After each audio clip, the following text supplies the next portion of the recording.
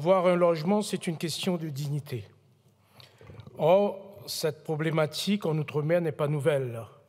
Nombre insuffisant, indécent, voire insalubre, foncier rare ou encore des coûts de construction de plus en plus élevés. Les chiffres sont connus, mais peut-être qu'avec la méthode Coué, vous finirez, mesdames, messieurs, les membres du gouvernement ou les proches du gouvernement, à vous rendre compte de la gravité de la situation.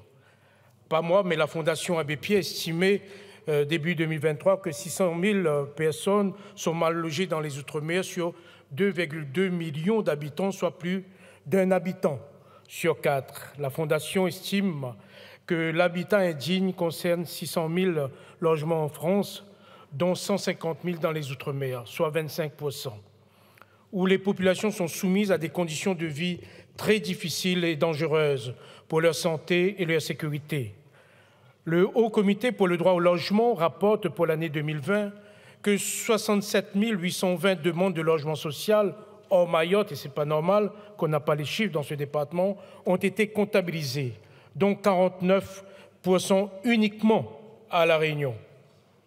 Plus de 10 000 demandes en souffrance seraient en attente en Guadeloupe, 12 000 en Guyane et 44 000 à La Réunion.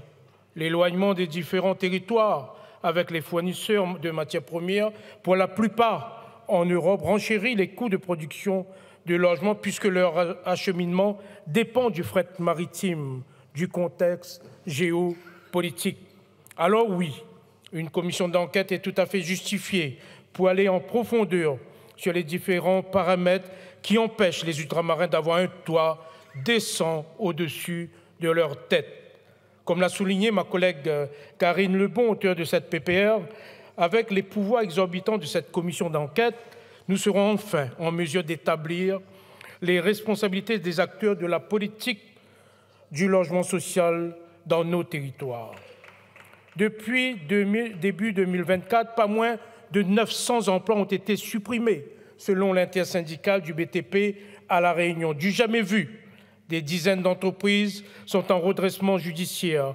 Le BTP est à l'agonie, entraînant désespoir chez les chefs d'entreprise, les salariés, mais aussi et surtout les demandeurs de logement.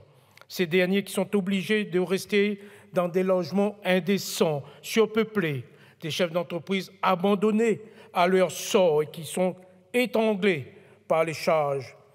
Aussi, cette commission d'enquête va permettre de dégager des pistes de travail et des propositions d'action pour un mieux logement en Outre-mer. Proposition adoptée, je le rappelle, à l'unanimité en commission des affaires économiques le 22 mai dernier. Je salue d'ailleurs l'élargissement du champ d'intervention de cette commission sur les raisons de l'insuffisance des logements en Outre-mer. Je pense aussi que les questions des normes de construction, d'un approvisionnement en matière de première dans nos bassins régionaux respectifs, ainsi que des positions de monopole devront être abordées. Aucun sujet ne doit être tabou. Ce n'est pas une commission d'enquête à charge, mais il s'agit d'identifier avec tous les acteurs du logement les freins afin d'offrir un toit à tous nos citoyens. Il ne s'agit nullement d'une opération politique de ma collègue Karine Lebon et des parlementaires signataires de cette proposition de résolution, mais bien d'une réalité. Nous tous, nous recevons du public et nous avons peu de réponses à apporter aux citoyens qui viennent nous demander de les aider à trouver un logement. Que répondre à ces désespoirs? Que répondre à ces détresses? Que répondre à ces personnes qui se retrouvent sans toit ou qui sont obligées de dormir dans leur voiture? Nous ne pouvons pas rester insensibles et nous avons perdu trop de temps.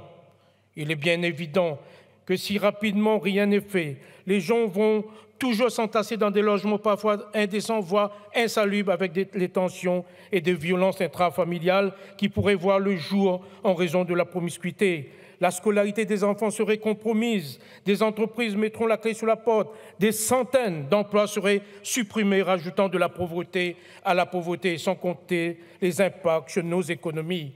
Aussi, mon groupe et moi-même adhérons entièrement à cette proposition de création d'une commission d'enquête. J'espère que l'unanimité en commission des affaires économiques va également se réaliser ici dans cet hémicycle, car il s'agit, je le répète, de la dignité de nos concitoyens. Arrête, touche à nous, qu'une voix ne devrait manquer. Nous tient beau, nous largue pas.